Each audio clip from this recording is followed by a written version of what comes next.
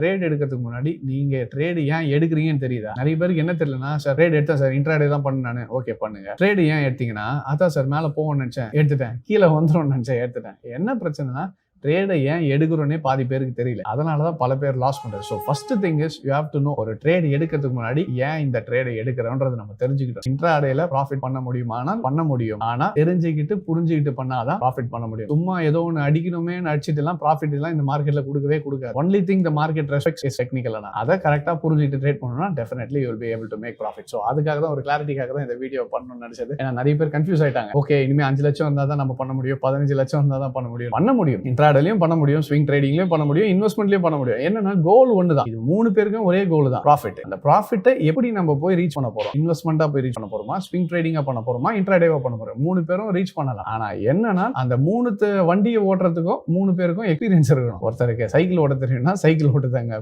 பொறுமையா போங்க, ரிஸ்கே கிடையாது. ஒருத்தருக்கு பைக் ஓட்ட தெரியும்னா பைக்ல போங்க. ஒருத்தர் கார்ல ஸ்பீடா என்னால போக முடியும், ரீச் பண்ண முடியும், என்னால இன்ட்ராடேலே பண்ண முடியும்னா தாராளமா பண்ணுங்க. ஆனா ஓட்ட தெரிஞ்சா மட்டும் ஓட்டுங்க. சைக்கிள் தான் ஓட்ட தெரியும்னா கார்ல உட்காராதீங்க, risk.